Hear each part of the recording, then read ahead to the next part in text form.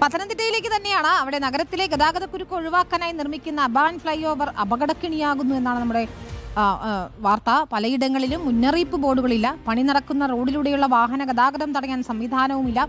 അതുകൊണ്ട് തന്നെ സുരക്ഷിതമല്ലാത്ത ഇരുമ്പ് പില്ലറുകൾ താണ്ടിയാണ് വാഹനങ്ങളുടെയും കാൽനട യാത്രക്കാരുടെയും സഞ്ചാരം.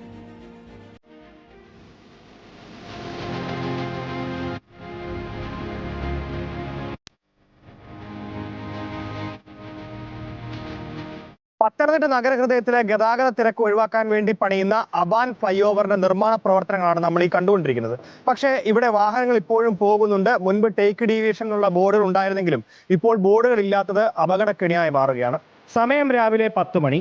ജനറൽ ആശുപത്രിയിലേക്കും നഗരത്തിലെ മറ്റ് സ്വകാര്യ ആശുപത്രിയിലേക്കും പോകാനുള്ളവരുടെ തിരക്കാണിത്. ടൗൺ സ്ക്വയറിന്റെ ഇരുവശവുമുള്ള റിംഗ് റോഡ് അടച്ച് ഫ്ലൈ ഓവർ നിർമ്മാണം ഒരുപോലെ തുടങ്ങിയതോടെ വാഹനങ്ങൾ അപകടങ്ങൾ അവഗണിച്ച് പണി നടക്കുന്ന ഫ്ലൈ ഓവറിന് കീഴിലൂടെയായി യാത്ര.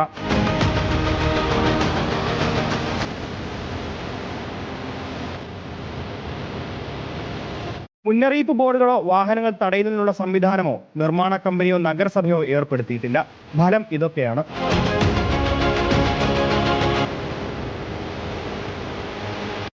പാത മാത്രം. അന്നേരവും ഇവിടെ പണികൾ നടന്നുകൊണ്ടിരിക്കുക. ഇവിടെ ഒരു സമാന്തര പാത കൊടുക്കാതെ ഈ പ്രവർത്തനം ചെയ്തിട്ടുണ്ടോ വല്ല കഥയുണ്ടോ? വലിയ ആലപ്പുഴയൊക്കെ വലിയ ദുരന്തങ്ങൾ ഉണ്ടാകാൻ സാധ്യതയുണ്ട്.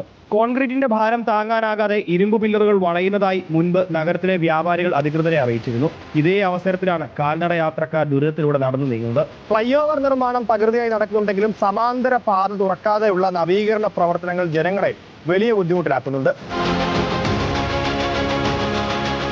നഗരഹൃദയത്തെ എല്ലാ തരത്തിലും ബന്ധപ്പെടുന്ന ജനങ്ങൾക്ക് അപകടം ഉണ്ടായാൽ യാതൊരു സുരക്ഷാ മാനദണ്ഡവും ഇല്ലാതെ നിർമ്മാണം നടക്കുന്ന ഒരു ശൈലിയാണ് നമ്മൾ മനസ്സിലാക്കുന്നത്. ഏത് സമയത്തും ഇവിടുത്തെ നിർമ്മാണം നടക്കുന്ന ഫില്ലറുകളിൽ ഉൾക്കാഴ്ചയില്ലാത്ത തരത്തിലുള്ള നിർമ്മാണ രീതി ഏത് സമയത്തും ജനങ്ങൾക്ക് ഭീതിയിലാണ് ജനങ്ങൾ. അപകടങ്ങൾ പലത് നടന്നിട്ടും വഴിയിൽ പതിയിരിക്കുന്ന അപകടം ഇപ്പോഴും നഗരഭരണകൂടത്തിന് മനസ്സിലായ മട്ടില്ല.